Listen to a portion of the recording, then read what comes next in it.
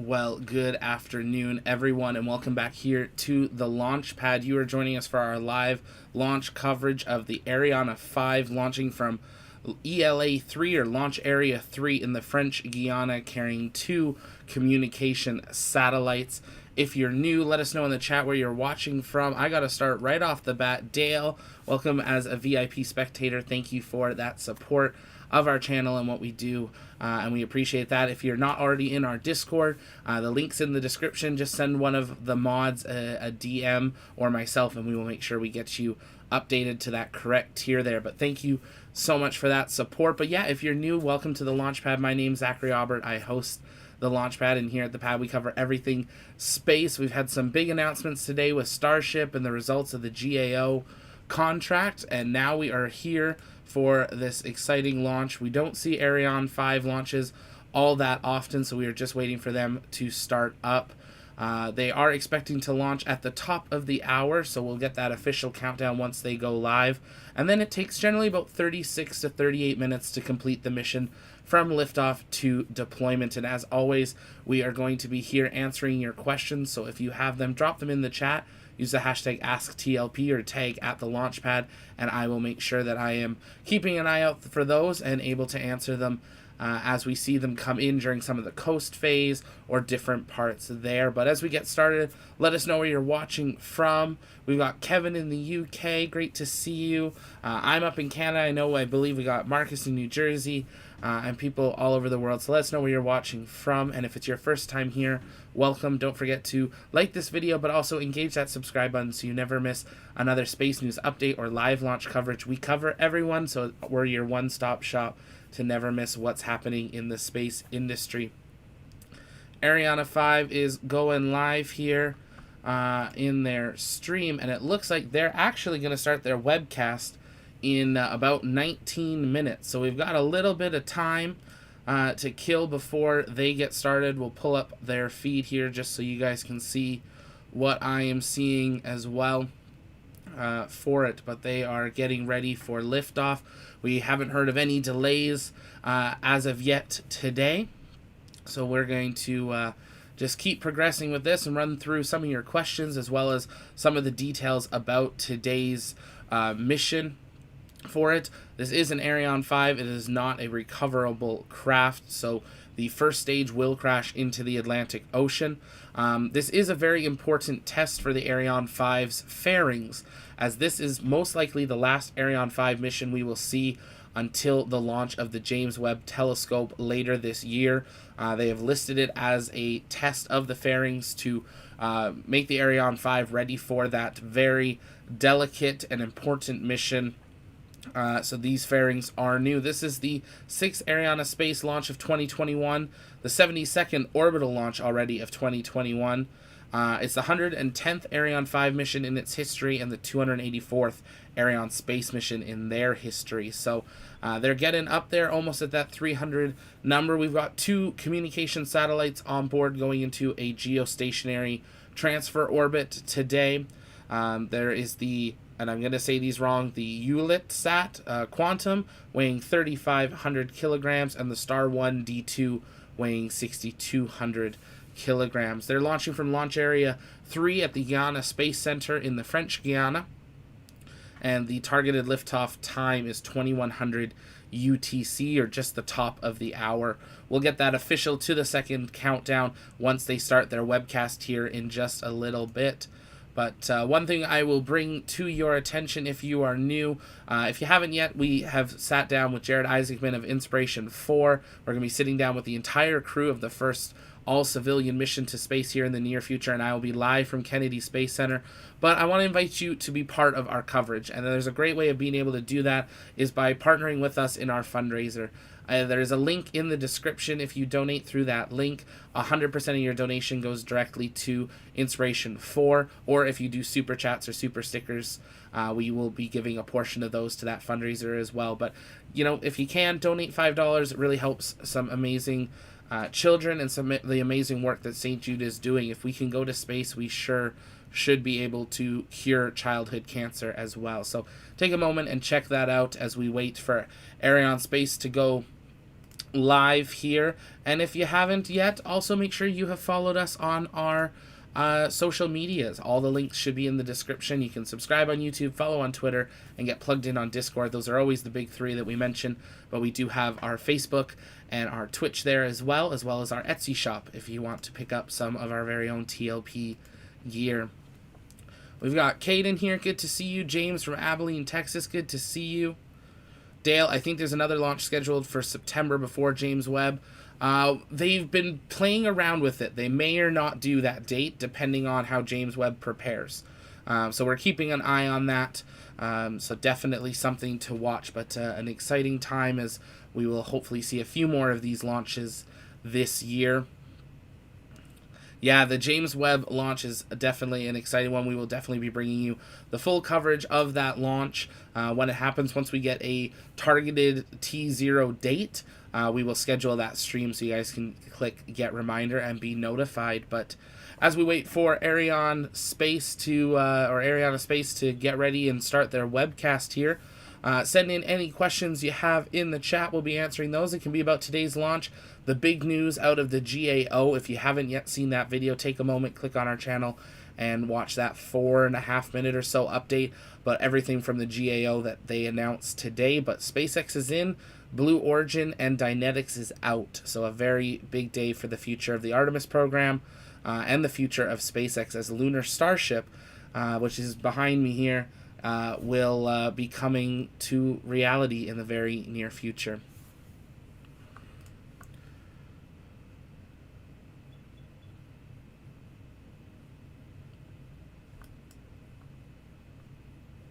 Gonna be awesome. Make sure I'm not missing any questions here. I love a rocket launch, but what I love more is a rocket landing. It's true. There's something very exciting about a rocket landing, and soon we will hopefully see a Starship landing and a booster landing, or at least soft splashdowns. But we'll soon see that orbital launch tower receive its arms and probably by the end of the year or early next year see the first attempt to not only land a booster but catch a booster out of the air. But absolutely, Dale, SpaceX to the moon and then to Mars and then who knows where else. Lots of exciting things to come here. Little breakdown about the rocket that you see on your screen there. I believe this is a live view just with their countdown overlay on. We'll bring that screen back up here. This is the Ariane 5 rocket. It has a cryogenic H-173 main stage, which will burn for 540 seconds. It's comprised of a main tank, which has 2 compartments, one for liquid hydrogen and the other for liquid oxygen.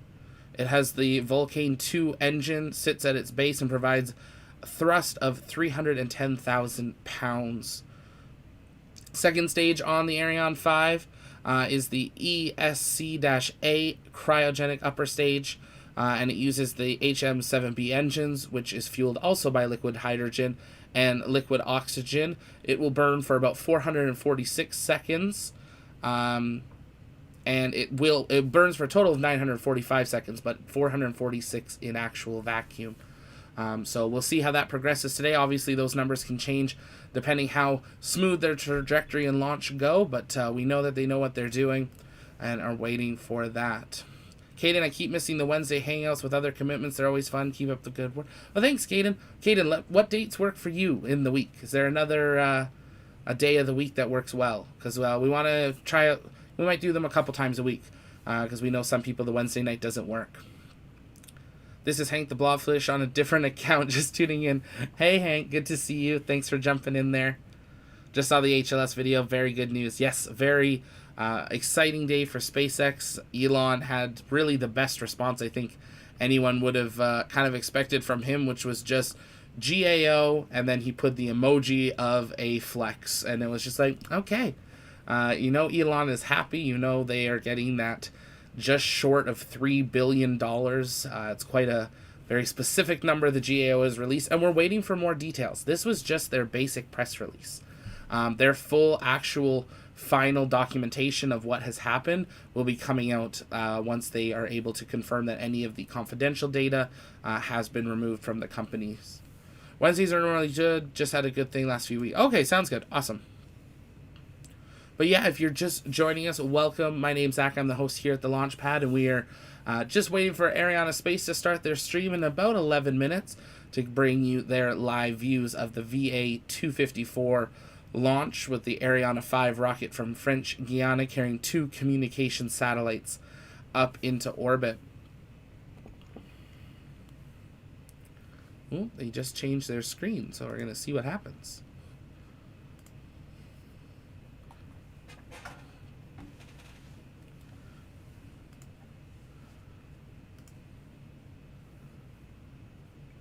If you're just joining us, let us know where you are watching from in the chat. If you've seen an Ariane 5. Felix, good to see you. Thanks for being here. These are 2 quite substantially sized satellites they'll be launching today. The Star 1D2 is a very unique shape to it that just has dishes kind of all over. So hopefully they'll be able to share some images of it and give us some more information on the science that it will be studying and the images it'll be taking. If you haven't yet, take a moment, join the Discord. The link's in the description. It's free to join, but if you do support our channel as a YouTube member or on Patreon, we do have some exclusive tiers that you can get access to where you can go behind the scenes, get early news update access, and different things like that. We've got Harsh in India. Joso, I'm hoping I'm saying that right, in England. Good to see you. Felix in Canada. All over. I'm in Canada as well.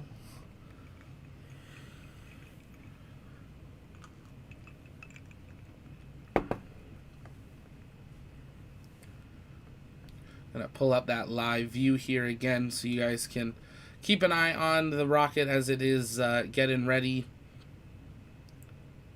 to go, but we're expecting them to go live in about 9 minutes as they get ready for liftoff at the top of the hour. Mike is from Finland. Good to see you.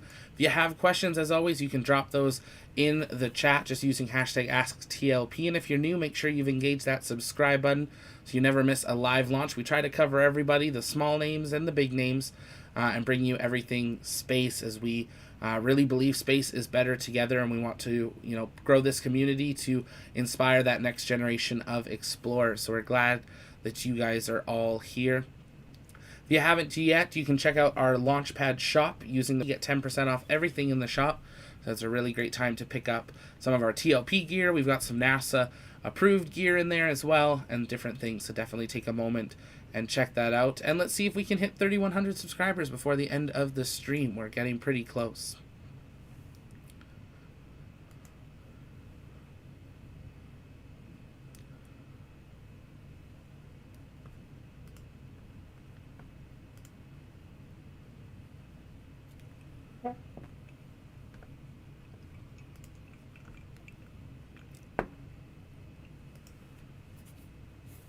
got a sort of question comment from Dale here. It seems like NASA is so far downplaying the spin the Nyoka module put into the ISS. Thoughts? Yeah, I did an update about it last night, and then we have the live mission control audio that you can hear, the raw audio of Houston, of NASA, Houston, of Moscow, and of the station crew.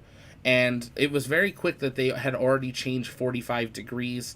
I know there is ISS above that's been doing some telemetry research and stuff and looking at how much it actually spun.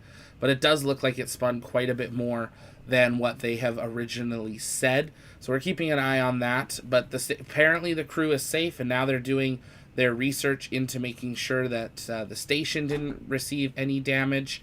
And then we'll go from there. So we're definitely keeping an eye on that to know what has happened. But they are downplaying it, it seems. I think they just don't want to admit at how close we may have been to actually having major damage or permanent damage to the International Space Station.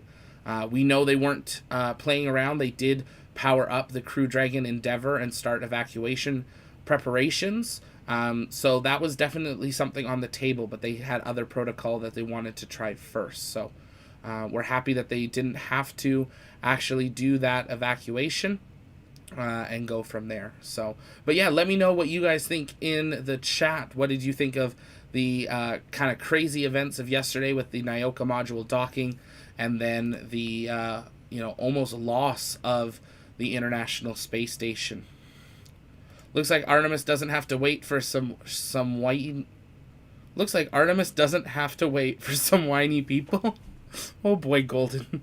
Yes, they definitely are gonna have some people, I think, upset about the decision that would have preferred to go to Dynetics or Blue Origin, but I think the best option won. So absolutely there. Hey Joe, good to see you. I'll be jumping in the Discord in a few minutes. I'm just charging up one of the pairs of headphones here to be able to make sure that I can hear you guys. If you guys join our Discord, we do have our live comms chat where our community just hangs out during live streams like this. And you can ask me questions directly or talk amongst yourselves as well. It's free to join there, so the link is in the description. Billy Bob, dear host, I missed your name. The models in your background look great. Are they purchased or possibly 3D printed and finished by yourself or others? Hey, Billy, good to see you. Thanks. My name's Zach. ZAC. Nice and easy, Zach. For it. Thank you. I appreciate it. I've worked pretty hard in the studio. The smaller Starship models that you're seeing are from an amazing group of people called Bohemzo on Etsy. If you scroll back in our channel, we do have reviews of each model with links to their site for it. Then we have our Lego builds of the ISS, the Apollo lander, and the brand new space shuttle set, along with it's on this side now, the Saturn V. So those are all official Lego sets. We are working on getting affiliate links for those. So if you're interested in any of those, send us a message on Twitter or join the Discord and let us know. And we will have links available for that. So if you do want to pick them up, you're also helping out the channel there. The big shuttle in the top corner there, that's a 20-plus-year-old set from when I was a kid that I finished recently. It's kind of a knockoff. It's a Mega Block set. For it, R2-D2 is a fully operational robot that's voice commanded. We've got our awesome SpaceX helmet, which next to it there is a Crew Dragon module just peeking in there, which I've worn a few times on this show. And then the two amazing Falcons behind me are from Starship Balls on Etsy. Stay tuned for some more information on how you guys can get your own models from them as well. Absolutely incredible though, but we are working on getting some 3D printed options out for you guys. We're going to be starting off with Starship most likely, but working on getting you guys some options for either printing yourself or picking up through our shop, as we want to be able to help equip and have those as well. So definitely stay tuned. Those will be coming on our Etsy shop when they are ready. So they are in the works for there. So yeah, it's a quick rundown. We're going to do a studio tour here. I keep saying that, and it keeps getting a little bit later, but we're working on finishing up the studio before we do move from this room into our next room, where the studio will look very different. So definitely excited to grow the studio into that new room. Got some big ideas there. Joso wouldn't mind a Starship model. Yeah, check out Bohemzo. They're a really great option with a lot of variations as well, and they keep updating them as we find out new versions of Starship and things like that. So, oh, Felix, thank you so much. Shiba Dog writing with a brush, writing number 1 on a piece of paper. What? Oh, that's an animation. Okay, I was so confused. Well, thank you, Felix. I appreciate you supporting me and the Launchpad at that level. That's very generous and is going to be a great support of the channel and helping us continue to bring you guys everything space. So thank you so much. Kieran, I love one too. Imagine one of those standing proud in your room. Yeah, I love them all. The Falcons are amazing. They're 5 feet tall. You can fit almost 2 pop cans in the fairing of the Falcon Heavies, so it's quite amazing. Plus, I have a strange feeling they might be valuable in 50 years. It's true. Some of the... I feel like they're more valuable if the sets were still sealed, but they're more exciting out of the box. I don't think you guys would want to just look at Lego boxes behind me. But if you're just joining us, welcome. My name's Zach, the host here at the Launchpad. You're watching our live launch coverage of the Ariane 5 launch. We are just waiting for them to get started here in about 90 seconds. They should be pulling up their live webcast. And at that point, we will stop talking here and listen in for their updates of the weather and how the count is going. We are expecting liftoff in about 30 minutes from now. At the top of the hour. So, as always, if you have questions, drop those in the chat, and we will be answering those as we count down the last 30 minutes or so till launch, and then through the coast phase and deployment. It does take an Ariane 5 rocket about 36 to 38 minutes from launch to deployment, so we'll have a little bit of time there, and then we will hang out after as well and finish answering those questions. But take a moment, like the video, and share it out. Let people know. A lot of people didn't know this launch was happening today. And we're excited to be bringing it to you live. Not sure if I ever want to sell them in 50 years, though. Yeah, these ones aren't going anywhere. If anywhere, they're going to go into a much nicer, hopefully, Launchpad studio in 50 years. If we're still doing the Launchpad, who knows? I might be on Mars by that point. I got an email yesterday from a certain company about booking a seat on a future ride to space. Not an orbital mission, but a suborbital. But the fact that I'm 25 and I'm alive and I literally have received an email inviting me to complete the first steps to, be considered to book a flight sometime in the future. It's pretty amazing that we live through that time now. 50 years ago, people wouldn't have expected civilians to be going to space. And now we are. So we're expecting them to get started here right away. We're going to pull up their audio as they do their Space Jam inspired start. And let's listen in.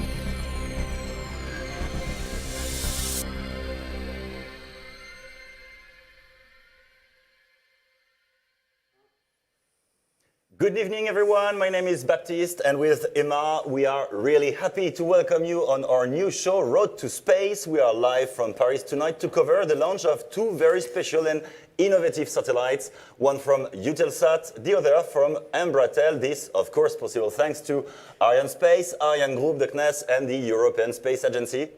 That's right, Baptiste, and we have a very exciting program lined up for you all tonight. In less than 30 minutes, the European launcher Ariane 5 will be taking off from the European Space Center in Kourou. We will be live from Ariane's main base of operations over there and be giving you privileged access inside the Jupiter control room for some exclusive behind-the-scene coverage. And here in the Paris studio with Emma, we will receive and interview some space leading experts. We'll do our best to reply to all the questions we received via social networks. But before that, let's take a look at tonight's menu.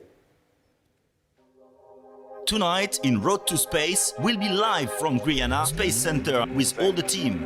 We are here, of course, to witness the launch of the Ariane 5 rocket, which will be sending 2 telecommunication satellites into orbit. Star 1 D2. In 3 words, multi-mission, high performance, and connectivity. Here, in the Paris studio, we'll be talking to space's top experts about the launch and showing you video reports on what the future holds for satellites. Quantum is at heart the start of a revolution. You will learn how a telecommunication satellite works, and we'll be giving you an exclusive look into the latest advances of the new European rocket Ariane 6. Je vous propose de le découvrir de l'intérieur. We'll also be answering all your questions on social networks and looking at the theme stowaway to find out if an intruder really could sneak his way aboard a rocket.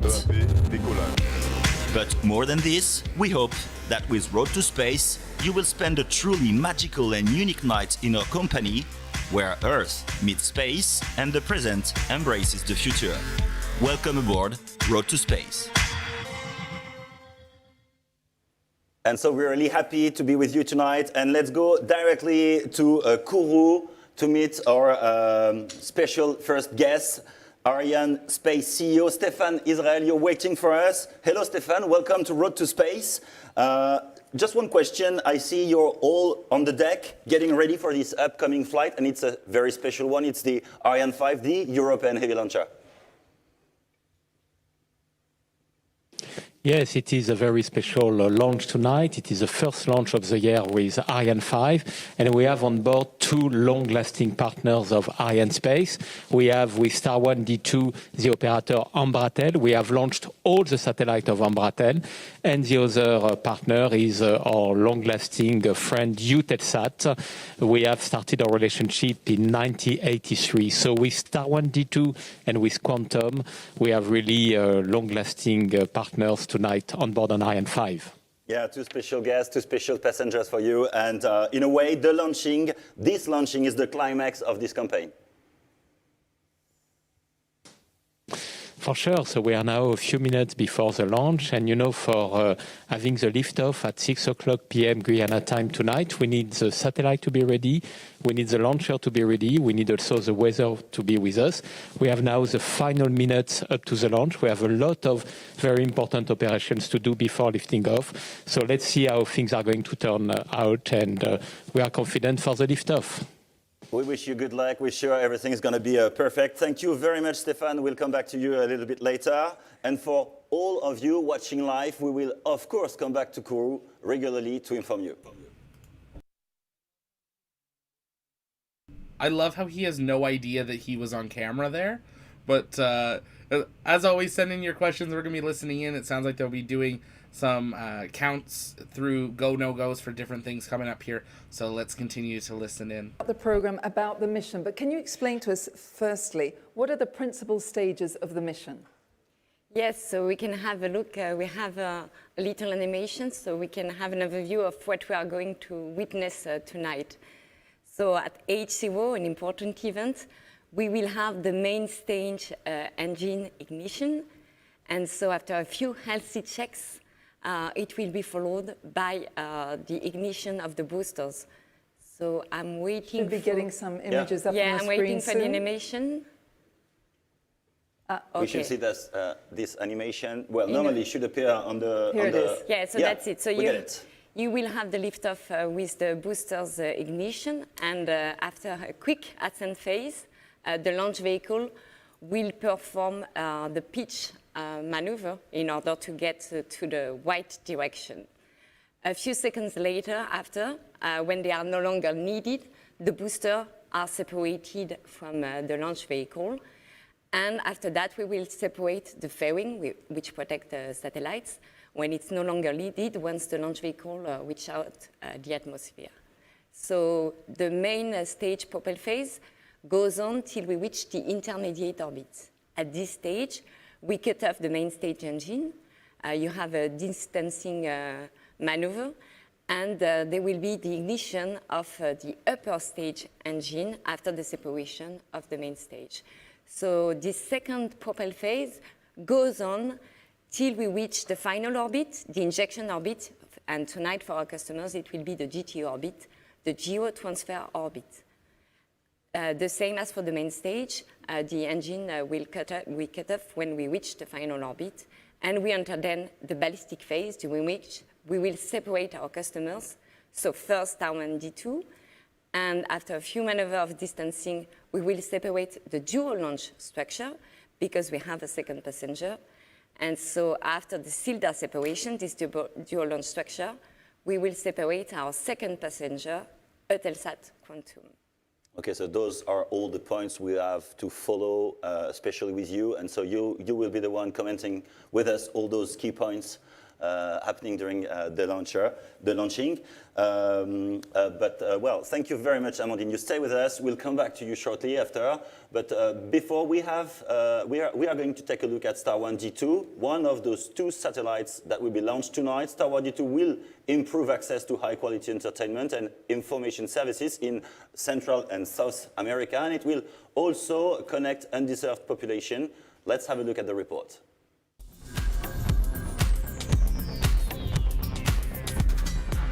I would describe Star 1 D2 as powerful, hybrid, and 4-band satellites. Multi-mission, high performance, and connectivity. Star 1 D2 is the largest satellite ever launched for Embratel. It is the latest in a fleet of 12 satellites. Its role? To boost the coverage of satellites already placed into orbit for the operator. Kourou is a leading telecommunications company, and Embratel is part of it. Satellites will continue to be an important part of our infrastructure and business.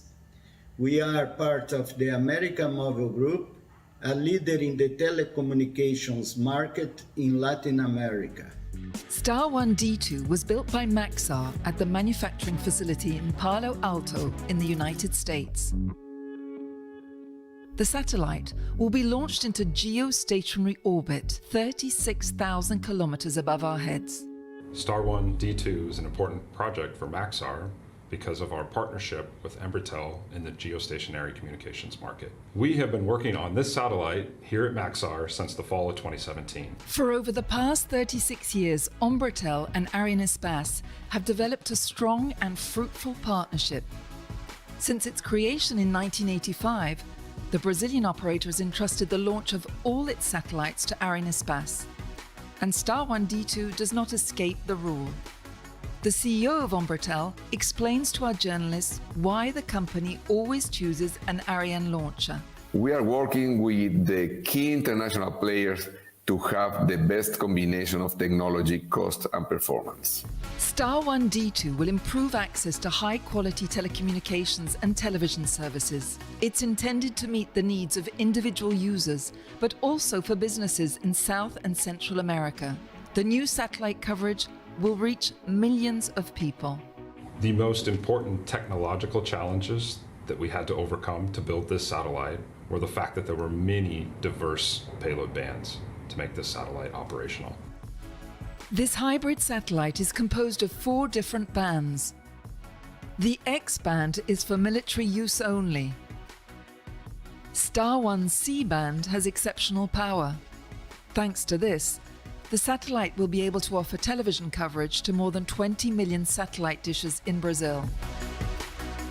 The KU band will accompany the country's transition to 5G, a government requirement. With the KA band, Star 1 D2 will significantly increase its mobile coverage capacity, particularly in the north of Brazil, which is one of the regions most affected by terrestrial connection problems. All of this will of course greatly benefit the population here. Each satellite beam will be able to connect 4,000 schools to the internet in the most remote areas.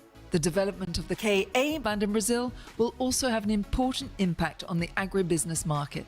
To reach remote areas is our aim, to be the best option in all the market. With a great coverage of satellite, we will help transform businesses by bringing more possibilities for companies to reinvent themselves and to improve their service, in addition to providing people with more ways to communicate and be entertained. Star 1 D2, like the rest of the Star 1 fleet, will be controlled and monitored from the largest satellite control center in Brazil and Latin America, the Guiana Center.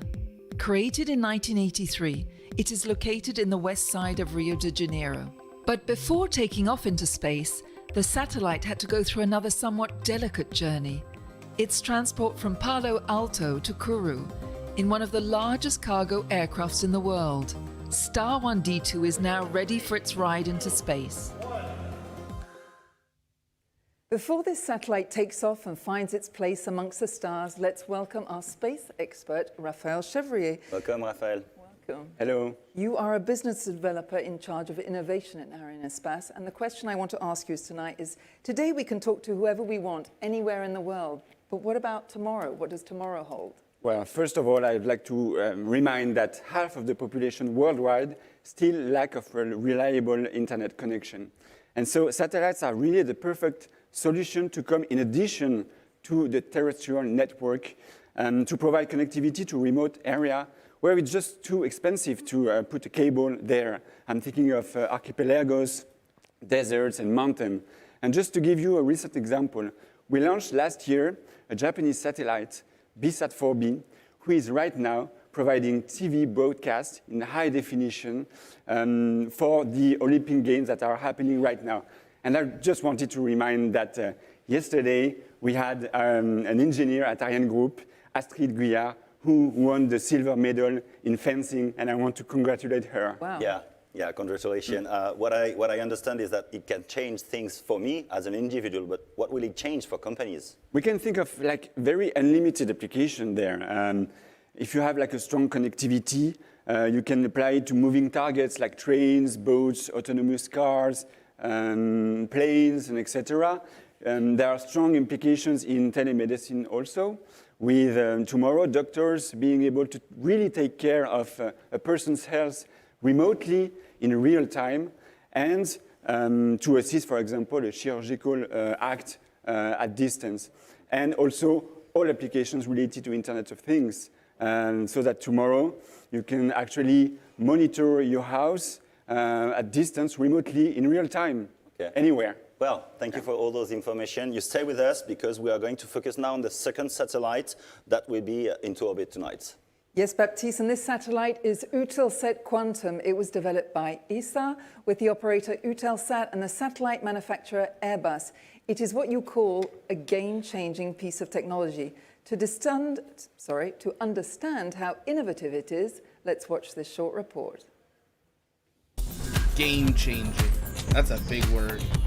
That's a big statement about a satellite. It took place a few days ago on Toulouse's Airbus Defence and Space facilities in France. It is here that the manufacturing teams were preparing to ship the satellite, Eutelsat Quantum, before its long voyage to French Guiana. A rigorous operation in a sterilized room under controlled atmosphere. This 3.5-ton jewel of technology is the new benchmark in telecommunications satellites. The Eutelsat Quantum will be the first world commercial telecommunications satellite fully reconfigurable in orbit. Standard geostationary satellites are configured during construction over fixed coverage.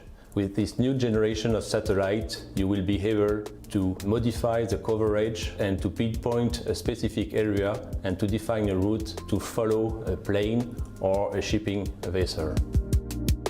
Eutelsat Quantum is paving the way for a future generation of satellites and is a great example of international cooperation. As you can see, the final assembly is done here in our facilities in Airbus Defence Space in Toulouse. You can see the satellite behind me. And it's made of many components coming from Europe.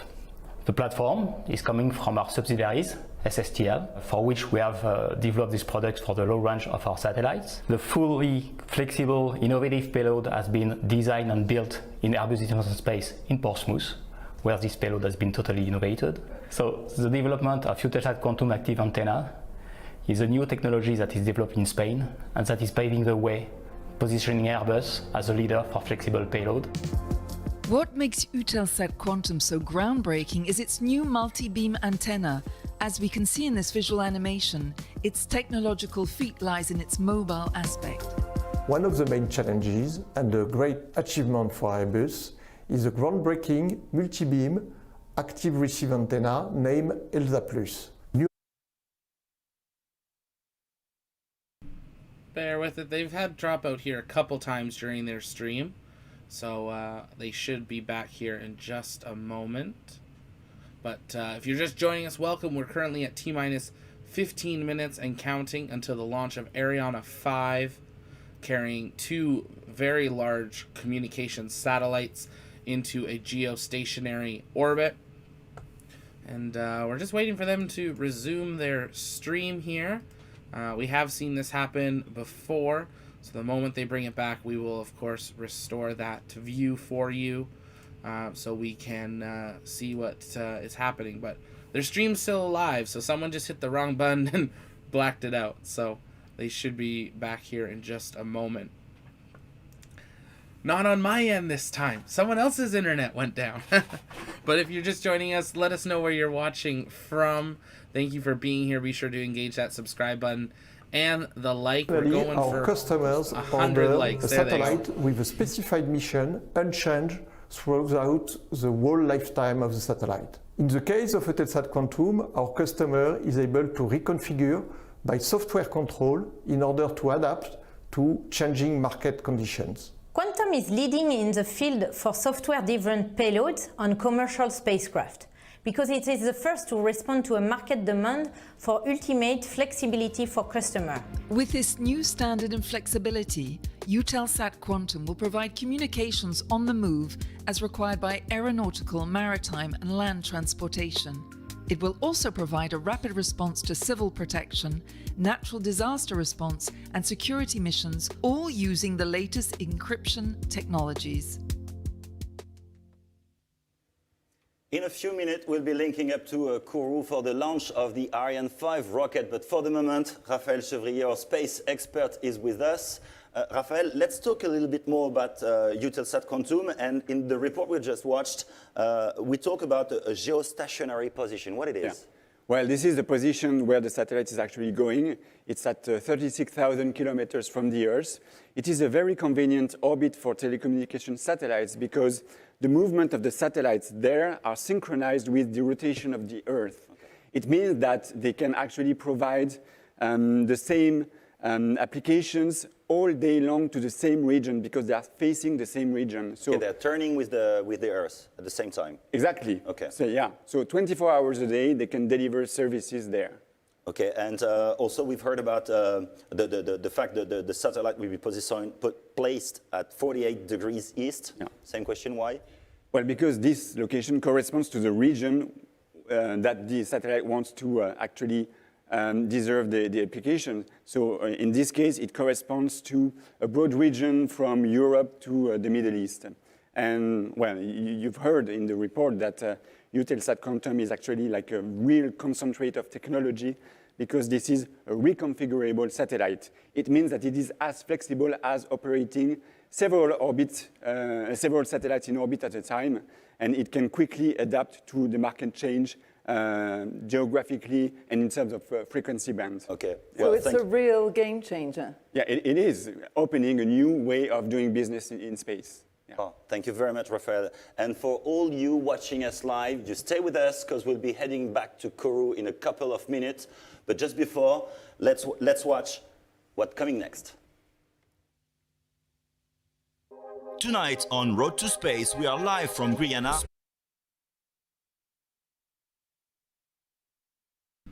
Looks like they're having some fun. They just played the same video they played a few minutes ago, and we're back to a black screen. So we're going to keep monitoring this, and hopefully this doesn't happen during the actual launch itself. But I think they're going to, I don't know. We're going to see what happens. This road to space has a couple potholes in it, but that's okay. Welcome, everyone. If you're just joining us, Tubular from the Netherlands, good to see you. Mark in Indiana, let us know where you're watching from. If you have questions, as always, you can drop those in the chat. The moment they start talking, Aboard a rocket. There we go. You want the answer? Stay aboard Road to Space and enjoy the ride. In less than 10 minutes, Ariane 5 will be lifting off from Kourou in French Guiana. But for the moment, let's welcome to the studio Mathieu Chez. Welcome, Good Mathieu. evening. Thank you. Hi. Mathieu, you've been working for Ariane Group for the last 18 years. You are part of the Ariane 6 development program, but we'll talk about that later. For the moment, we have a question for you and Raphael from our social networks, which should be coming up just behind me here. This one is from Daniel Fisher, a tweet. Do Arianespace and ESA have a defined opinion about the precise altitude where space begins? 100 kilometers or less or more? Well, this question probably refers to the recent debate there was between two entrepreneurs that went to space. Richard Branson, who went to 80 kilometers of altitude, which is recognized as the space limit by NASA, and Jeff Bezos, who went to 100 kilometers of altitude, which is recognized as space limit by the International Aeronautical Federation. The reason for this debate is that the atmosphere is a continuous medium with no real limit. You can travel hundreds of kilometers and you will still find particles like in space. So as a matter of fact, the atmosphere ends at 950 kilometers from the Earth. We don't really have this debate at Arianespace because we are launching satellites well above 100 kilometers of altitude, several hundred kilometers of altitude. And so we launch the satellites there and it requires a huge amount of energy, right? Yes, but okay, maybe you do not care about that, but when you're designing rockets, this is really a huge matter because, as you said, you're going through a continuous medium. You know exactly how you need to model it very precisely when you do simulations, because even though at 80 or 100 kilometers, you don't have that many particles, still you are going through this medium at a very, very high speed. We're talking about 2 kilometers per second, and you know how many kilometers per hour it is, right? Yeah. Yeah, 7 to 8 thousand kilometers. Yeah, you did the conversion, of course. So from there, all the particles you will heat will create some aeroflux, and you need to be very aware of that in particular to determine the exact instant when you're going to separate the fairing, because you don't want the satellites that are protected by it to be hurt by these particles. Okay. So we have an end of question. Would this be of any operational importance for engineering, science, or legal reasons? So for engineering, obviously, but even for the International Space Station, this is an issue because at 400 kilometers of altitude, they're not that far. There are still particles, and they're actually decaying slowly because they're hit by these particles. So they need to be reboosted from time to time. Regarding science, this is why indeed. Attention pour la séquence finale lanceur. Well, sorry to interrupt you guys. Actually, we just heard the DDO. Top à 0-7 minutes. So it's 7 minutes away from the launching. Amandine, can you explain us who is this guy and what is this announcement? Okay, so the DDO is the Range Operations Manager. And so tonight, as I am, he will be connected with the Telemetry Control Center. He will receive all the information so that we can follow what are the main milestones during this flight and that we are on track regarding the launch. So now we enter the synchronized sequence, so that means that we are good to go. We will get the launch vehicle ready for liftoff. We will perform the isolation of the ground vehicle, launch vehicle from the ground. If we are green to go, that means that I don't remember. If you remember, there was the panel behind you with all the greens. So that means that the space base is green. So space base ensures the means to track the launch vehicle and also the safety, the security. They monitor the safe weather conditions. We have, of course, the launch vehicle. And the weather is important? Weather is even really to launch important. a rocket? Yeah, it's really important. It's really important at liftoff. I ask you that because we can fly with planes on every weather. Yeah, so. lightning are monitored because you don't want any kind of explosion at liftoff. And after that, the trajectory is computed following certain conditions for the forecast. And you don't want to have, for instance, high velocities for the winds. Because of that, otherwise you would have some risk towards population. And so the last green that you need, of course, is the one from our customers. So now, this is the final autonomous sequence. Everything will be transferred to give autonomy to the launch vehicle. It will be isolated from the ground. We will give the power to the launch vehicle. The launch vehicle will be the brain of itself, and it will be ready for the liftoff with the last operation, the preparation of the ignition of the main stage. Okay, I'm sorry to interrupt you because I have the clock over there. We are 5 minutes away from the liftoff. Let's go to Kourou and let's go to the Jupiter control room to see what is happening over there. Hello, Cyrielle. Good to see you. You are our correspondent for Arianespace tonight, and you are going to be reporting for us from behind the scene in this famous Jupiter control room. Well, my question is simple. What is that room? I guess it's what we see behind you. Hello, Baptiste, and welcome. Yes, as you've said, I am in the Jupiter Control Center, and more precisely in what we call the fishbowl. This is the place where we receive all the information regarding the spaceport and the Ariane 5 status. But let me introduce the teams. So just behind me in the front row and a little bit of the second one over there, we have the CNES launch specialists. They are in charge of coordinating and monitoring telemetry, weather data, telecommunication system of the spaceport, and so many other things. Now, right here on the second row, we have the satellite operators and manufacturers. They are here to monitor their spacecraft, and afterwards, they will confirm the acquisition of the signal, which then means that the satellite is fine. Next to them, in the middle, we have the CNES and Arianespace launch managers. That is where DDO is sitting. He's the one who gets to say the final countdown we are all craving for. Next to him, we have Arianespace mission director, the conductor of the mission, in charge of coordinating all the actors of the launch campaign. Now, all the way in the back, you have the authorities overseeing the launch. On the right, we have the one from the CNES, and on the left, the one from on the right, we have the one from ESA, and on the left, the one from the CNES. Now, let me take you to a very special place, Arianespace's den. So, this is where we have the area dedicated to the Arianespace project managers and the satellite program directors. They are here to make sure that everything is going smoothly. Now let's get to our final stop.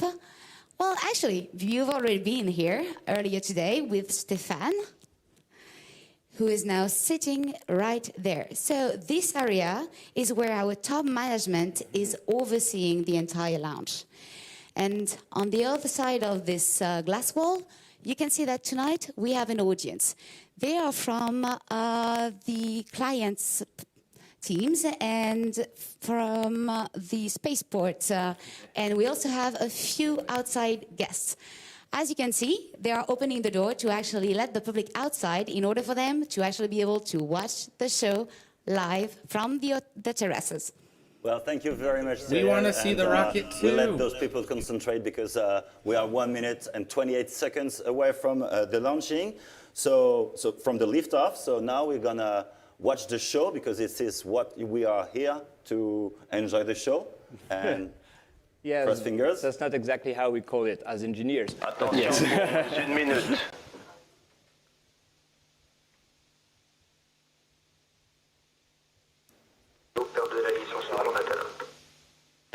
Stop à 0 moins une minute.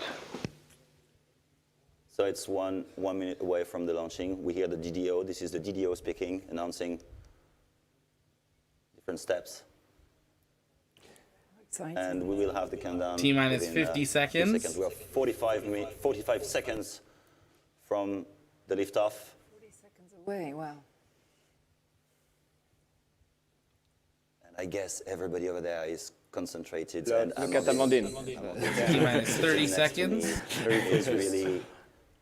I lived that so many times. You don't know all the things that can happen. So I'm really focused. T-minus 20 seconds. Because she has information on one side, talking to her. 15 seconds away. Tous de DDO, attention pour le décompte final. 10, 9, 8, 7, 6, 5, 4, 3, 2, separation, ignition, 0. Main engine start. Warms up a little bit. This is normal, and there we go. Liftoff.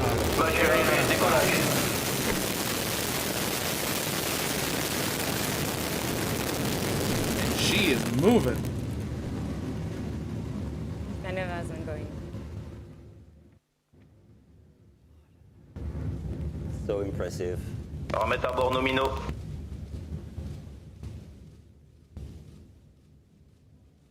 Well, we have just seen Ariane 5 disappear towards space. Do stay with us, everyone, because what's going to happen next is as crucial as the next launch. This is, of course, the moment when the two satellites, Star 1 D2 and Eutelsat Quantum, separate from the launcher and are placed into orbit. But that's not all, is it, Baptiste? Yeah, I guess it's not all. I was really watching at those impressive images. And to answer your question, I'm going to ask Amandine. So, Amandine, how many kilometers does Ariane 5 travel before the launching of the satellites? So, in fact, Ariane 5 is not going to go to the GEO orbit, this orbit of interest. That would be quite a journey. So, we are going to the GTO orbit, so the Geo Transfer Orbit, which is an ellipse around the Earth. Which lowest point is close to the Earth. And so this is where the upper stage is going to get us. We will reach roughly an altitude of 650 kilometers. And this orbit, as an interest, the highest point is located at the same radius of the GEO orbit. And so that will be up to the customers once they are released into the GTO orbit to get to the GEO orbit and to do the final maneuvers to circularize the orbit and be in the GEO orbit. I guess, and I hope everything is calculated and programmed. So what is the role of the team in Kourou right now? So everything is pre-programmed on board, but you remember I talked about the onboard computers. So the launch vehicles knows exactly where it is located, what is its acceleration and velocity. Okay. And so it will reach the orbit by recomputing the orbit every time in order to get the maximum performance and the best accuracy. Right now, the main active people in Kourou, you don't see them, they are in the ground.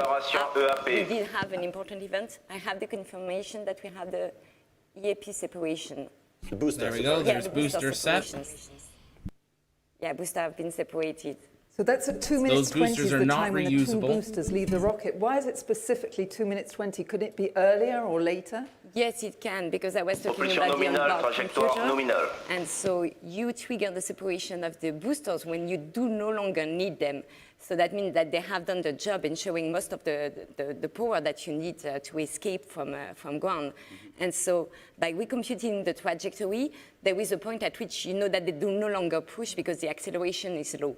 And so the onboard computer is going to trigger the separation of the boosters.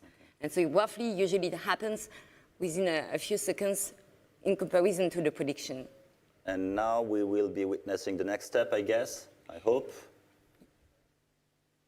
I did have the confirmation, so now it's the separation of the fairing. So the fairing was there to protect the satellites from the acoustic in ground, because the liftoff creates a lot of noise, and from the atmosphere, as it was mentioned by Mathieu and Raphael. And so we separate the fairing, same the onboard computer, we compute everything, knowing exactly what is the velocity, what is the altitude. It can recompute the flux. And when we are under the threshold, the maximum flux that we authorize for the launch vehicle and for our customers, the onboard computer triggers the separation of the fairing. Okay. I guess now, more or less, Ariane 5 is out of sight. How will we keep the link? How will Kourou keep the link with the rocket? We will keep the link with the rocket thanks to a network of ground stations.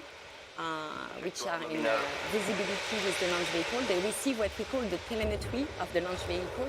Telemetry are the key flight measurements from the launch vehicle. And you have a team in Kourou, you were asking me the questions, which is located in the first station, the one in Galio.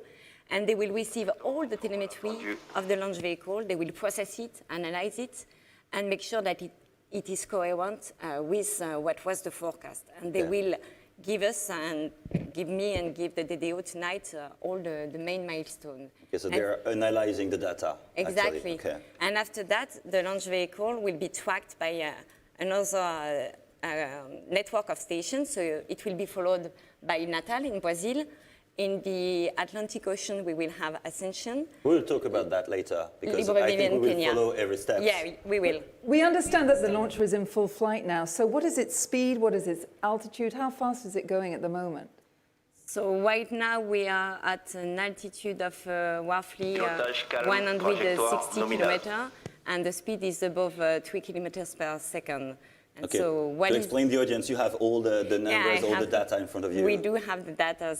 And so what is worth mentioning is that now the mass is only of 160 tons. And before it was what, 775 tons? Yeah, so it's enormous. Reason for which we separate these boosters, because simple rule in space, the lighter the better if you want to get faster. Okay. Lighter, higher, faster. Okay, I understand. It makes me think of a song, Daft Punk song. But, Yeah, that's it's same for me. Side subject. Mathieu, let me ask you a question. When we were preparing this show and we were talking about the VA254.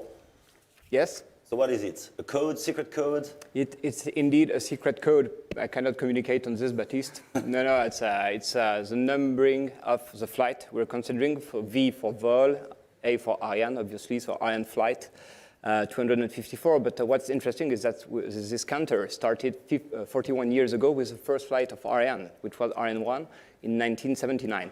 On the 24th of December. December, yeah, because we launched on Christmas Eve when necessary. That was the birth of Ariane was on Christmas Eve. Very nice. So for Christmas time, you watch the launching of the rockets. No, so it's kind of a good present. Yeah, but it was not. So we're going to keep listening in here, but they're kind of just doing some talking here, and we want to track where the rocket is. This is a very fast-moving rocket. It is already past 170 kilometers in altitude. It's traveled almost 1,000 kilometers now down range and is moving at just short of 5 kilometers a second. The Ariane 5, as we saw taking off from that pad, is extremely quick and gets up to altitude very quickly and then goes sideways. So a little bit different than we've seen from some of the other rockets that we normally follow that kind of do a little bit more of an angled launch, a little more kind of even one. This one goes very quickly up and very quickly sideways for it. And as you can see, that kind of first stage is still attached. They have their booster separation, which really gets it up out of the main part of the atmosphere, and then they keep that main segment or that main stage attached for quite a while. We still have quite a bit of time until deployment. Generally, an Ariane 5 takes about 35 minutes for full deployment. Looks like they went to black there again, but as we wait for them to come back, Felix, thank you so much again for that support. That's incredibly generous and an amazing help. Everyone else, be like Felix. But no, just by watching, you're helping support those channels. Those 5-second ads at the beginning really do help us support in doing what we do to get cameras at launches so we can give you our own live views uninterrupted of these launches, so you guys can follow along as we become a multi-planetary advanced space species. And we're it's dirty money anyway. Oh my. Okay. Love it. You guys are amazing. Thank you guys for being here. How fast does it accelerate in comparison to the Falcon 9? That is a great question that I do not have the answer for off the top of my head, but I will try to find an answer for you based on what we can find here. So we're waiting for Ariane 5 to bring their feed back up here. They've gone back to their beautiful black screen, but we at least got to see the launch and the booster separation for it. Is a Falcon heavier at launch? Let's find out. I'm going to try to find this info on the fly. There they go. They are back. And they have dropped that first stage and are now on to that second stage. It looks like we just missed that as they were on their black screen. So now they are on to their second stage, which will burn for quite a bit of time as they get up to their final deployment part and location as they are going into a geostationary orbit. No worries there, Joe. It happens. Make sure you should be able to rewind and be able to watch their launch there.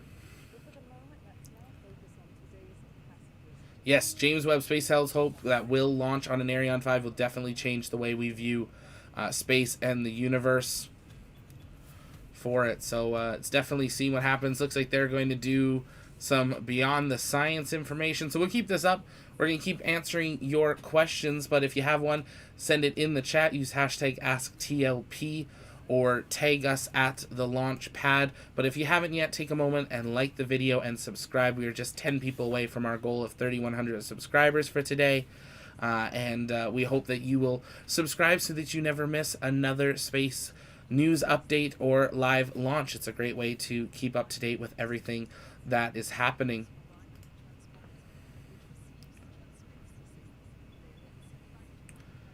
Is James Webb Telescope in this? No, James Webb is not on the board today. We have two other telescopes that are on board. Today they were launching the Star 1D2 satellite as well as the Eutelsat Quantum satellite for it. So two other satellites. James Webb, there's still, I believe, it sounds like one more Ariane 5 that they're considering before James Webb, but we'll see. James Webb's been delayed a number of times, so hopefully we don't see any more delays for it. But this is giving us a great idea of the geostationary orbit that these satellites will be going into, so that they will be able to track certain parts of the world and give that service.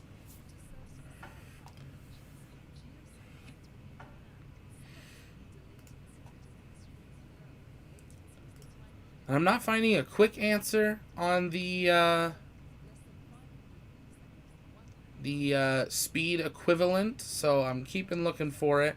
Weight equivalent, Falcon 9 can carry about 6,000 more pounds into orbit. Falcon 9's entire fairing is, and about half of the second stage is taller than the Ariane 5. So it can carry about 6,000 pounds more into orbit. But let's listen back in for an update as we await deployment. In a way, in constellation, and we've been talking before the show, and I was talking to you about Jeff Bezos and Elon Musk. Elon Musk and Jeff Bezos. I heard they plan to send more than 45,000 satellites. My question is there enough room over there?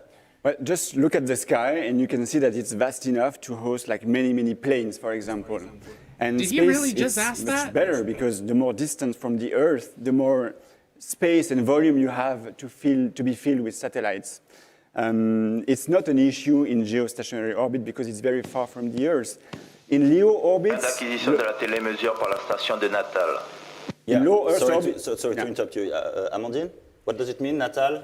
Yeah, Natal, so that means that we have the Perte de acquisition... télémesure nominale, attendue. Yeah, it was as it was planned, so we had the acquisition.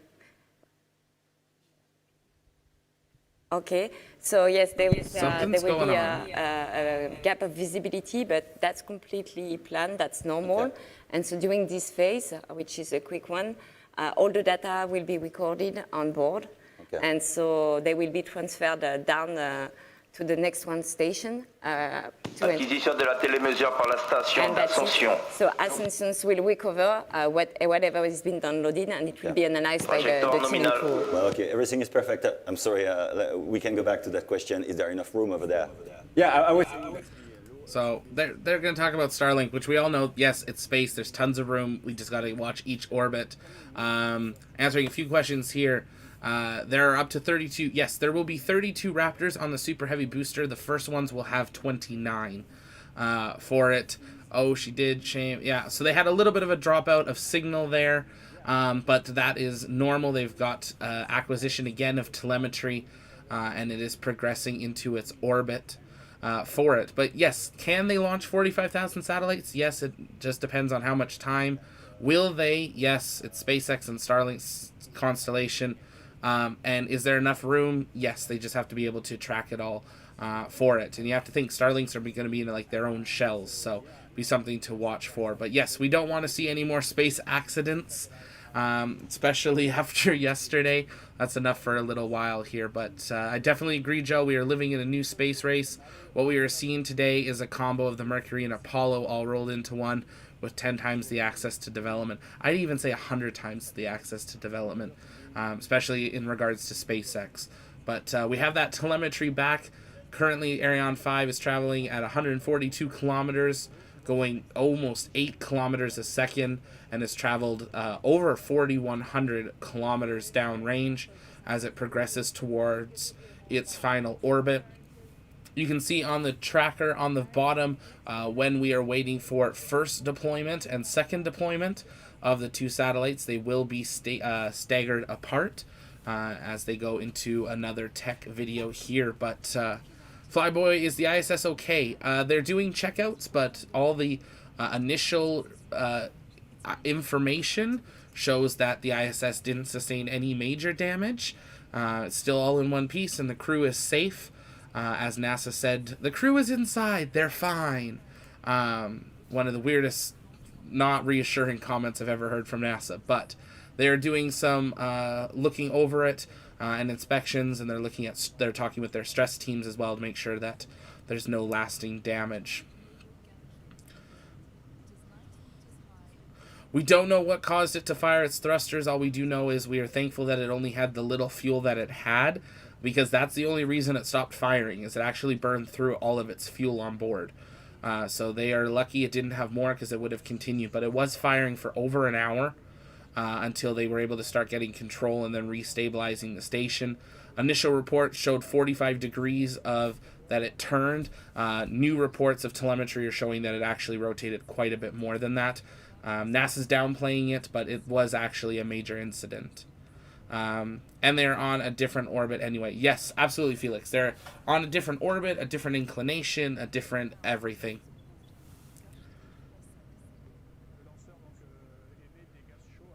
Hey, Billy. Hey, Zach. Could I be as bold as to ask you what credentials you have to be hosting? I'm new here. I watch a lot of videos and read a lot. No, I've followed space since I was little, have studied it in my free time.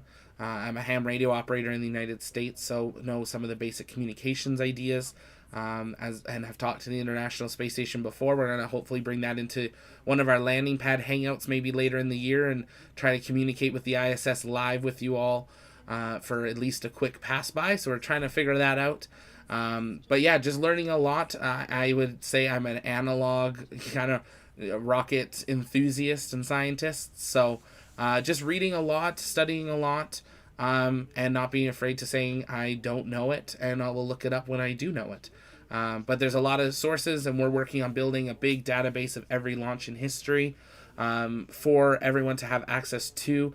Shout out to Marcus on our team, who's been really working on that hard and getting that together. We're about a third of the way through cataloging every launch in history, and not just the launch, but also the stats of the payload, the crew, the orbital inclination, the launch site, the types of boosters, the recoverability, and everything like that. So we're going to be building that so everyone has access to it. So lots of learning as you go, but we live in that beautiful time where we have access to the internet and are able to look up and study. So that's what it is. Credential-wise, working on getting media credentials as we speak, actually. So soon we'll actually be an accredited media agency and stuff, so we can be on site for more of the press conferences and things in the future. But currently we are accepted into NASA's media stuff, so we can be part of those press conferences. So yeah, I appreciate it. It's a good question. When is the Inspiration 4 interview? They're really busy, Golden. I know. I've been waiting for it too. We've got the questions ready. We now know more of the timeline of the remaining training before launch, so we're trying to finalize the time to do it. They're all just very busy in this final 2 months, so soon. I want to say most likely at this point early August, so we might be, T-minus 30 days to launch or so, but we're going to hopefully be having that very soon. Just working on finalizing a date and a time that works for everyone. Hey Jude, no worries. You're not late at all. You can always click on the little bar at the bottom, the DVR there. We should be able to rewind, and we always leave up all of our live launches so you can watch them when you have time as well. If you're just joining us, we have had a successful launch of the Ariane 5, carrying 2 very large communication satellites to orbit, and we are just awaiting deployment. So we're hanging out and answering your questions. So if you have any questions about anything space or the launch today, you can drop those in the chat and we'll be answering them accordingly. Oh, thanks, Jude. I appreciate that. we tried to make it understandable. The government language can be pretty heavy, so that's why our Artemis video is taking a little longer than we thought, but hopefully we'll be having that in the next little bit here for you guys, where we break down the entire Artemis Accords program and what it means for all the signing nations. A lot of government language to break down, and we're almost ready for that. We're seeing an animation here of a future launch, and we'll listen back in here. Mathieu says you have been working for the Ariane group, and you are more specific. Actually, I am going to interrupt for 30 seconds. James, you are... Wow, thank you so much. That is so generous. Hippo character flips around and does a V sign with his hands while the word victory appears in the background. That's amazing. Yes, I'm reading the description, but I can also see the animated GIF. James, thank you so much for supporting the channel on that level. That's so generous, and it's a big help in getting our team to grow and being able to bring that best possible coverage to you guys. So thank you so much for that.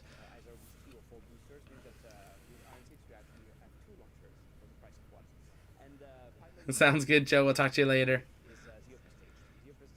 Any thoughts on the spacesuit bid program?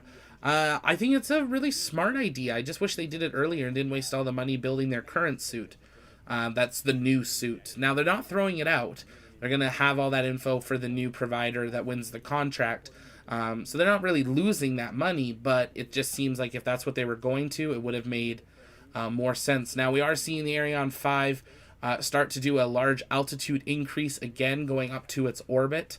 It's passing through 300 kilometers, 7,500 kilometers traveled at almost 9 kilometers a second. So it's moving up, increasing its altitude before deployment. Felix, you're crazy. Thank you so much. That one's a hippo waving? Tactical gear does flanking maneuver hand gestures. Okay, I get the GIF right before the description. Wow, thank you, Felix. That's so generous of you today. I appreciate it. Imagine if SpaceX wins the spacesuit bid. Yeah, it's going to be a cool looking suit if SpaceX wins it. But 40 companies have expressed interest. But let's listen into this update from the launch. Transportation. In the last report we saw, the Next Tech report, we saw that Ariane 6 is now turning into reality. Can you tell us what was ESA's role in the development of the launcher? Yes, good evening to all of you. And ESA's role in the development of Ariane 6 had basically two main functions. Number one, we were the development procuring entity, and second, we were the launch system architect, as you just said it in the film. This means that we define the high-level requirements, we adapt the institutional needs for the future of this launcher, and we accept the deliverables. The deliverables, which is a rocket on the one side, provided under primeship of Ariane Group, and on the other side of the launch base, provided by Kourou. We bring it together at the occasion of the combined test, where we manage them through the definition of this combined test, where it has to have a perfect synchronization of these two elements, and we verify that this happens before we go to liftoff. Well, thank you very much, Daniel. Next to you, we have Marie-Anne-Claire, the director of the Guiana Space Center. Marie-Anne-Claire, do you hear me? Yeah, nice to see you. Yes, good evening. We saw also in the report those new buildings have been built for the upcoming launcher. How many people were involved in such a huge work and huge construction? We started the construction for the new launcher Ariane 6 in 2019, so it is 3,000 people which are working on the base to adapt it, but not at full time, and we have a peak in 2018 with 600 people, and today we are around 200 people which are working still on the ELR4 in order to start and to prepare the combined test as explained by Daniel before. Well, thank you very much, Daniel. Thank you very much, Marie-Anne-Claire. We'll come back to Kourou a little bit later. Now we go back to a live sequence because we are approaching a critical or important sequence, Amandine.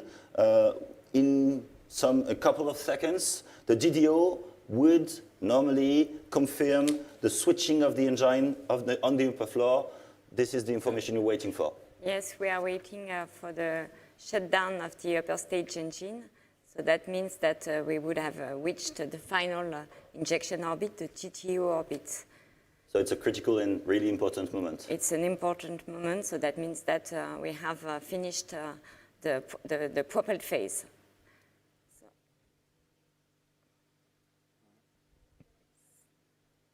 So we're waiting for this confirmation here. What happening? Okay, so we had the confirmations that, so the upper engine has been cut off, and so now we are in orbit. Okay. So as we say, so far, so good. Thank you very much, Amandine. In a minute, we'll be focusing on our social networks and answering your question. Just before, let's have a look at what's coming next. Tonight, in Road to Space, we've just witnessed the launch of Ariane 5 and 2 telecommunication satellites. Shortly, we'll be answering all your questions from social networks and taking a look at a science fiction film, Stow Away.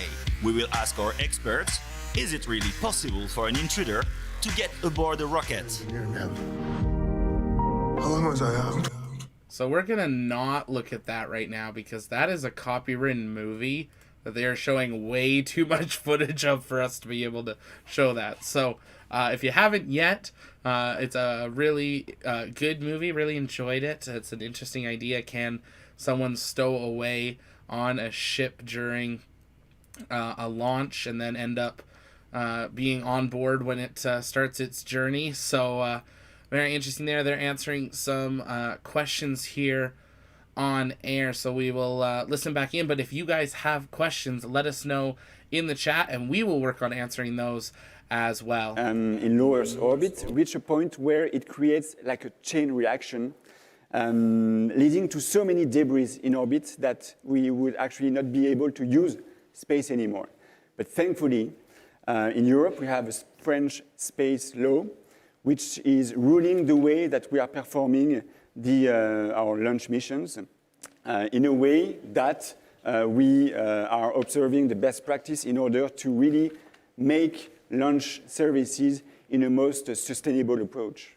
Yes, indeed. So I just told you about the fact that you can reignite the upper stage of Ariane 6. We'll be able to do that, which means that at the end of the mission, once you've deployed the satellites, you'll be able to reignite the Vinci engine or the APU to perform a deorbitation, which means that you remove the upper stage from its orbit. So it means basically that at the end of the mission, we clean behind us. Yeah, the Kessler syndrome, the Kessler effect you're talking about reminds me of the first sequence we had in the movie Gravity. Is it the same thing? This is exactly the type of catastrophic event. You're more studying movies than...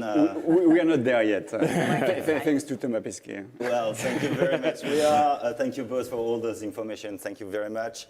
We have more questions for you, and we will try to answer all of them by the end of the program. But now it's time for us to focus on Embratel satellite Star 1 G2, which is just about to separate from Ariane 5. So we're waiting for this moment. And Amandine, you will tell us? Yeah, I will tell you. For the moment, we are doing all the maneuvers necessary before the separation of the satellite. It's what we call the space ballet. So you want to get to the right altitude, the one desired by the customers, the right spin. And I did have the confirmation of Star 1 D2. Star 1 D2. Well, Star 1 D2.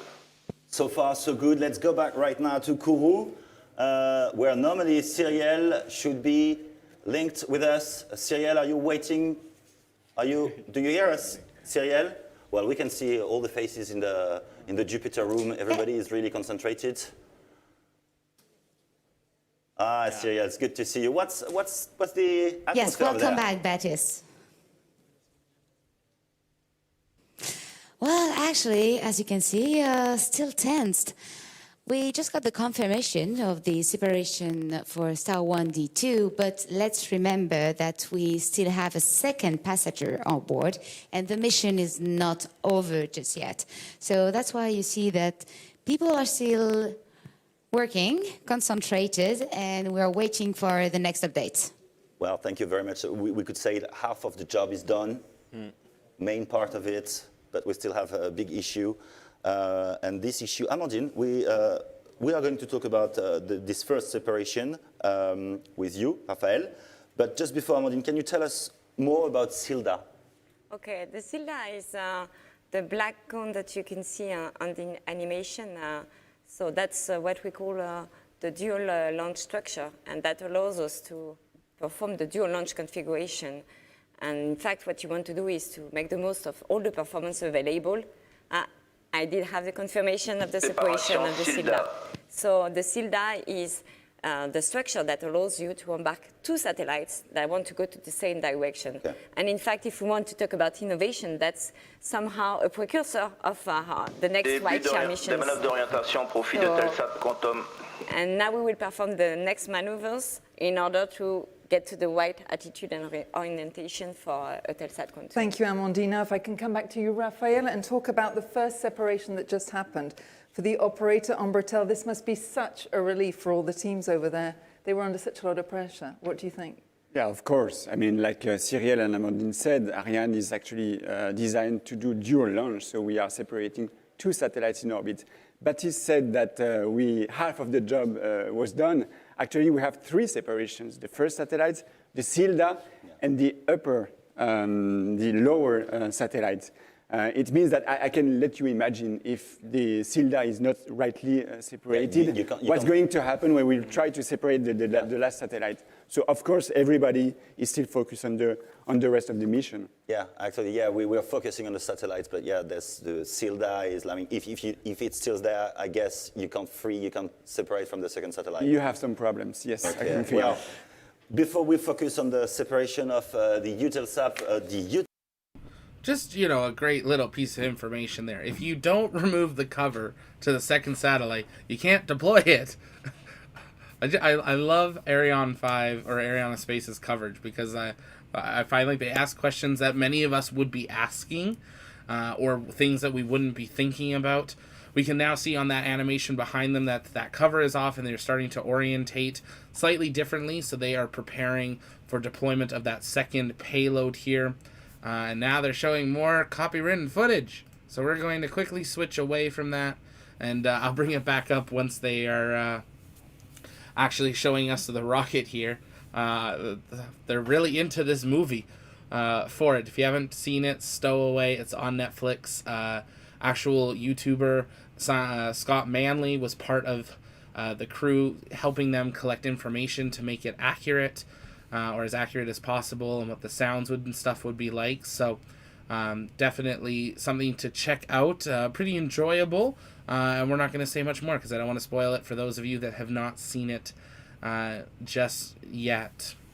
But they're going to be talking about the movie here for a few minutes, but we are seeing the Ariane 5 continue up to deployment. They are really trying to demonetize you. I know, Golden. Like, they should just... Quick warnings for people. Everyone streaming this is going to get demonetized for footage. But that's okay. We should be good. We bring it down pretty quickly here. So we're going to keep our cover-up option available just in case we need it. But currently the second payload, the second satellite, is at over 2,250 kilometers in altitude, traveling at over 8 kilometers a second. So it is slowing down a little bit.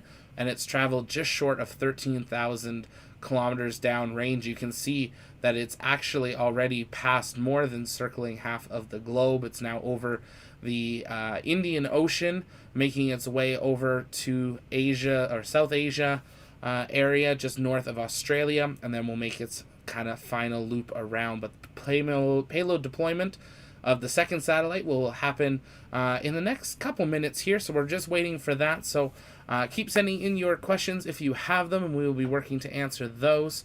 And don't forget to have liked and subscribed. But we're just waiting for this second deployment of the two very large advanced satellites being launched today successfully from the French Guiana aboard Ariane 5. We saw that teaser of them working on Ariane 6, their next generation of rockets. So everyone's working on new rockets. We're on the verge of seeing a big evolution of what rockets look like and what they can carry and how they operate, which is very exciting. So we're just about a minute or so away from payload deployment. I'm not exactly sure. We're looking at some plastic here. I think looking at how they keep their green rooms clean and everything as they stack. Yeah, this is where they would be actually stacking and closing in the satellites. So that's what they were showing there. But should be about a minute away from that second deployment here, and we will cut back in when they are ready for that. But just a thank you to those that have been part of today, donating so much today through Super Chats. You guys are so generous, and even just by watching, you're helping support our work. So we appreciate your support in that manner as well. But we're going to listen back in here. 10 seconds. Eutelsat Quantum satellite should be released from Ariane 5 launcher. So that's really a crucial point. We're waiting, and we should see the people happy and clapping if everything is turning good, and that should be on the predicted time, 10 seconds away. So we had the acquisition of the white attitude. Okay. So here it's quiet, but lots of things happening over there. We had this, yes, we had the separation of Eutelsat Quantum. So that's the end of the mission for the launch vehicle. Okay, so we hear people clapping. I see your face. I see your face, Raphael, and Mathieu also. So I guess this is, in a way, the end of the mission. Let's go back immediately to Kourou to see the atmosphere over there. Yeah, you can see the team cheering up, clapping. And now we should be linked with Stéphane Israël. Stéphane Israël, are you there? I remember Stéphane Israël is the CEO. Sure. I am here with you. Okay, yeah. You still have your mask, but I can figure out a huge smile. Yeah, Whoa, nice. So you're happy. Good news. And good customers, I'm very happy, customers. but I am happy for my customers. Yes, for sure. It's very important for our customers.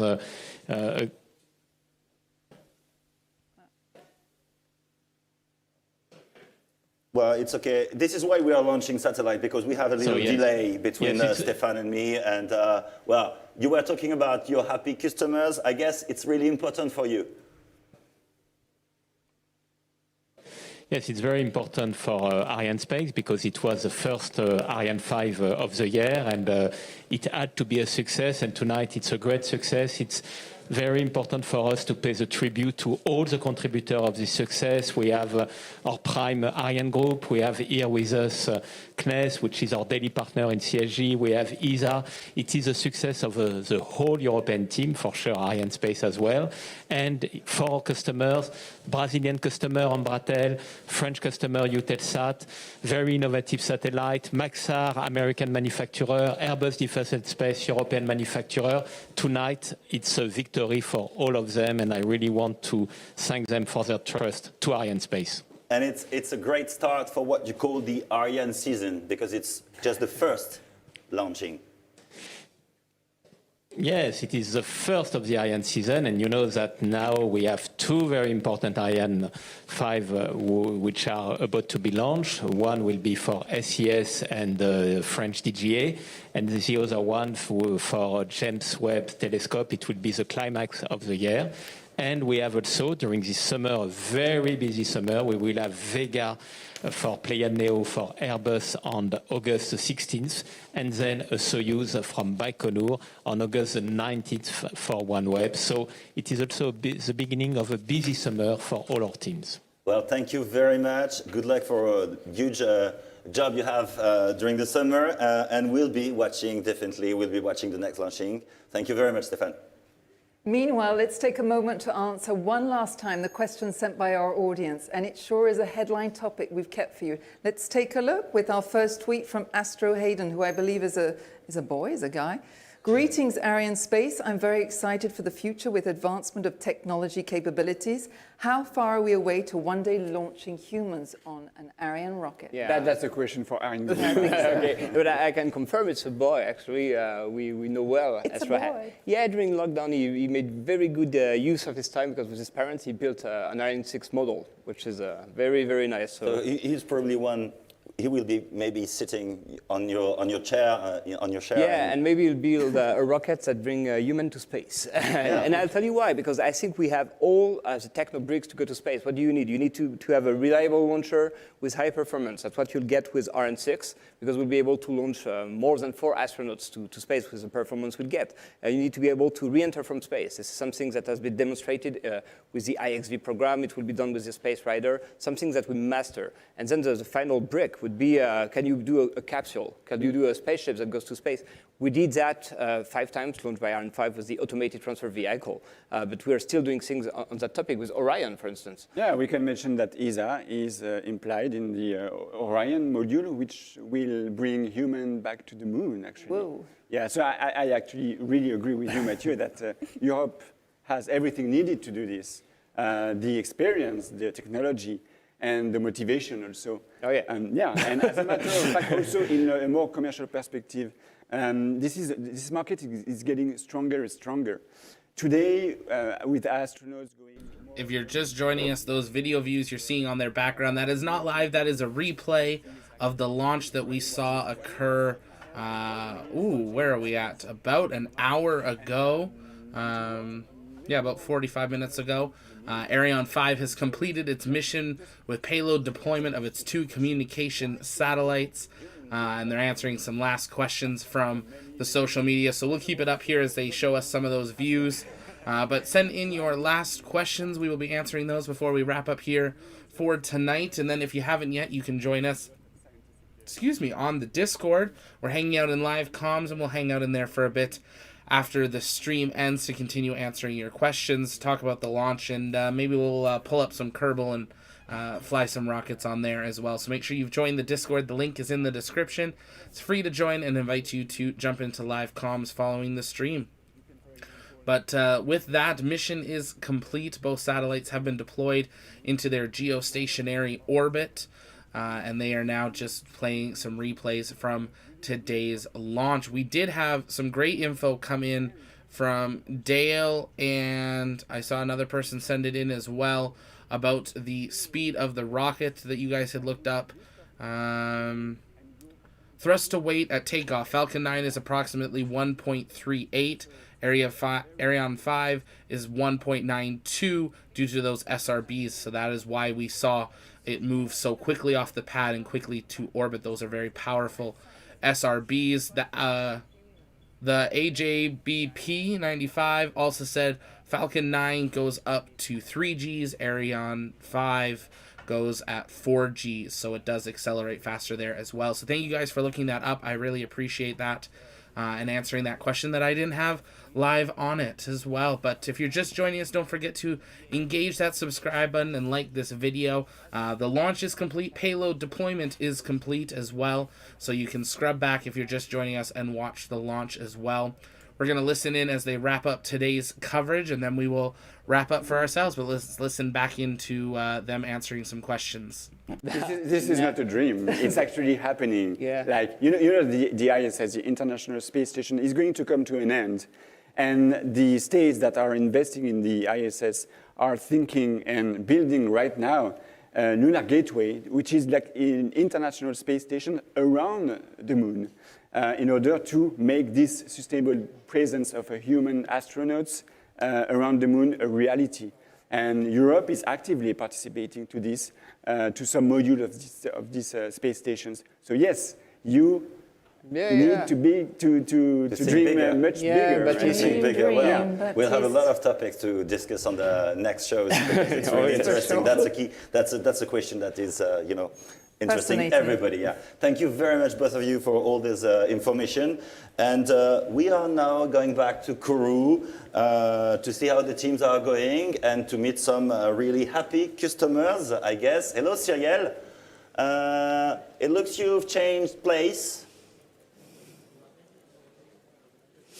Yes, actually, I'm a little closer to the main screen we have in the fishbowl. Well, okay, so close to the main stage. Well, Cyril, it looks like it is time for us to meet our next special guest. We have Pascal Omzi, CTO of Eutelsat, Elodie Viau, Director of Telecommunications and Integrated Applications at ESA, and we have also Christophe Dallest, Eutelsat Quantum Program Manager at Airbus Defence and Space. It's hard to say. Can you ask them some questions for us, please? Yes, of course, Baptiste. So, Pascal, you just saw your satellite separate from Ariane 5. How do you feel? Well, I have to say that I feel absolutely incredible. So we have received the telemetry. I can even say that I have breathed a quantum sigh of relief, to be honest. It has been a long journey with this satellite, which has met some challenges. But we're extremely happy to have witnessed this beautiful launch today. Well, thank you. Eutelsat Quantum is what we can call a game changer. What is it going to change and how important is it for your company? So Eutelsat Quantum is indeed a game changer. It's a satellite of a new type, a flexible satellite, which will be able to be controlled in orbit from the ground through software. So that is a great advantage for our client. So coverage and power, spectrum and capacity are going to be reconfigurable at any time. So this makes an extremely good use of resources. So it opens also the door for new applications like data, government and maritime applications. Well, thank you, Pascal. So, Elodie, the satellite was developed under a public-private partnership, right? Exactly. So Quantum Satellite is a satellite that has been developed on a private partnership, public partnership, with the operator Eutelsat and this European Space Agency. So these public-private partnerships allow us to share the risk with the operator and boost the innovation that Eutelsat Quantum Satellite is carrying on board. Okay, so it is really important for the European landscape, right? Yes, so many countries, 6 countries got together to support all the innovation developed on board of Eutelsat Quantum. So UK, the Netherlands, Spain and Italy, as well as Norway and Canada, boost their industry and supporting the commercial private actors. In addition to that, we have now Eutelsat Quantum that is leading the way of getting towards software-defined satellites.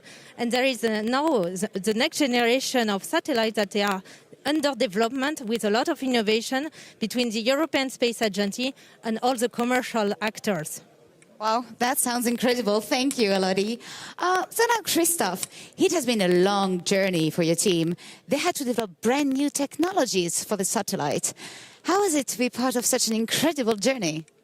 Well, it was a very exciting project. I would like first to thank the Airbus teams in the UK, in France, in Spain, in Italy, in the Netherlands, and as well as the SSTL team for their hard work and dedication throughout the program.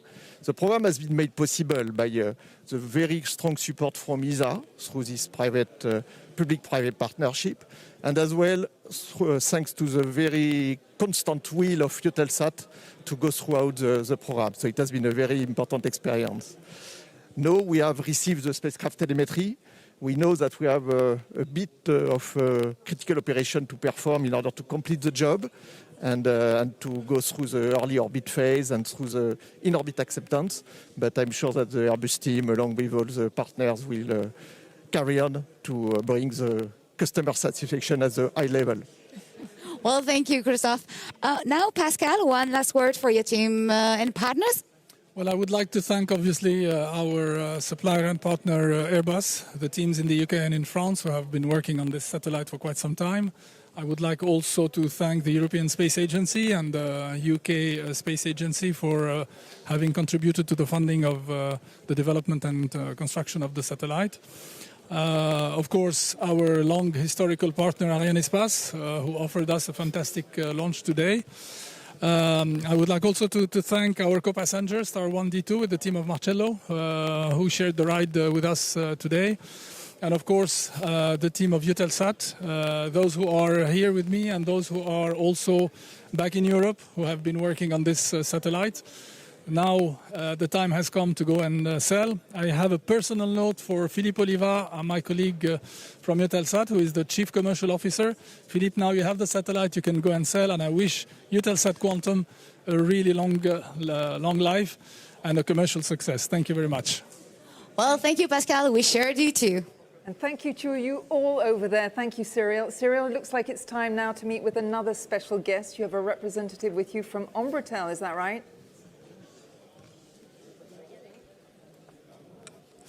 Yes, I'm with Marcelo Lavrado, the operator's satellite mission.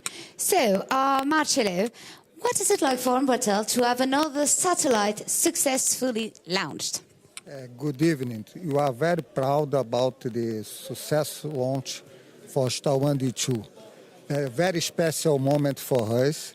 We just launched a satellite, the biggest satellite that we have a very important role in Brazil and Latin America. I speak on behalf of our team, and we are very happy with the launch. And I would like to thank you, everyone who participated in this important project when Embratel, claro, especially Ariane and Maxar teams. I'm very happy with this launch.